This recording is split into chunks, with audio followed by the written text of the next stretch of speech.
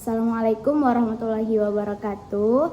Perkenalkan, kami dari kelompok 6 yang beranggotakan saya sendiri Asti Afiza dengan NIM 123100059 Dan saya Dini 123100048. Dan saya Rita 123100053. Baik, di sini kami akan menjelaskan materi tentang pengembangan metode pembelajaran pendidikan kewargaan atau bisa disebut dengan PKN di sekolah dasar. Nah, ada beberapa metode yang direkomendasikan, yaitu yang pertama ada metode ceramah. Metode ceramah ini dalam menyajikan bahan ajar melalui penjelasan dan menuturkan lisan guru kepada murid. Terus metode ini lebih tepat digunakan apabila bahan ajar mengandung informasi baru dan memerlukan pembahasan dari guru. Nah, kekuatan metode ini apabila digunakan dengan metode lain seperti tanya jawab atau diskusi saat ini, atau lebih dikenal dengan metode ceramah bervariasi, sehingga murid bukan hanya untuk mendengarkan, akan tetapi berbicara dalam pembelajarannya juga. Terus yang kedua ada metode cerita. Nah, metode cerita ini merupakan suatu cara untuk menanamkan suatu nilai atau moral kepada para murid dengan mengungkapkan karakter kepribadian tokoh-tokoh tertentu melalui cerita, hikayat, legenda, atau dongeng-dongeng sejarah lokal. Nah, metode ini lebih tepat digunakan dalam membantu penghayatan nilai-nilai dan moral dan sikap para murid. Terus yang kedua ada metode tanya jawab, yang mana metode ini dalam menyajikan dalam bahan ajar melalui berbagai pertanyaan dari guru, terutama apabila dalam proses pembelajaran guru menggunakan teknik klarifikasi nilai. Nah, oleh karena itu guru dituntun menguasai teknik-teknik pertanyaan. Metode ini lebih tepat digunakan dalam pembelajaran yang melibatkan murid atau aktivitas murid. Baik, selanjutnya akan dijelaskan oleh Dini. Baik, selanjutnya saya akan menjelaskan metode diskusi.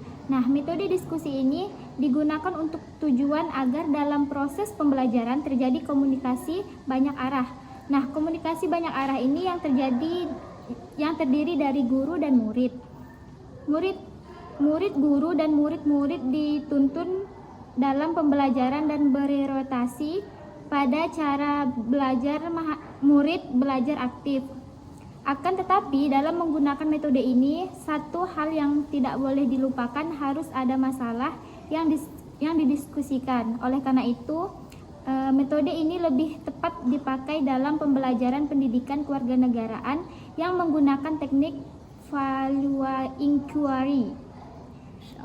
Nah, selanjutnya ada metode penugasan. Nah, metode penugasan ini berusaha melatih murid untuk melaksanakan tugas berdasarkan petunjuk langsung yang telah dipersiapkan oleh guru.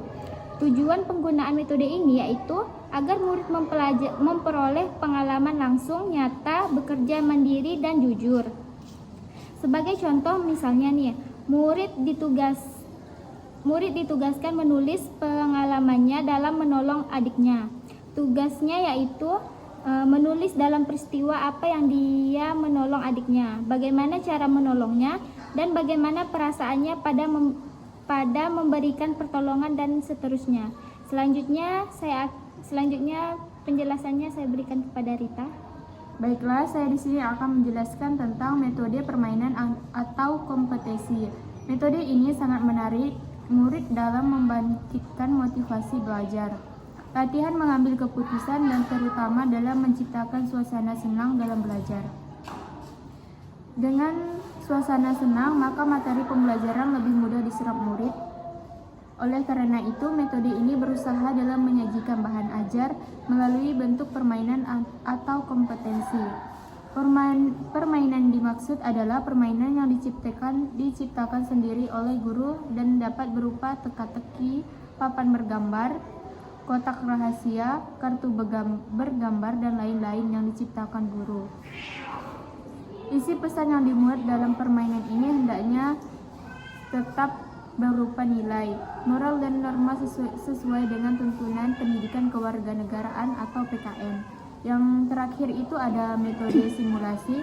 Metode simulasi merupakan cara penyajian bahan ajar dilakukan secara langsung melalui kegiatan praktek tentang pelaksanaan nilai-nilai dan moral. Melalui metode ini, murid dibantu memahami dan menghayati nilai-nilai yang hidup dalam masyarakat. Baiklah, cukup sekian dari kami. Kurang lebihnya kami mohon maaf. Wassalamualaikum warahmatullahi wabarakatuh. Dadah.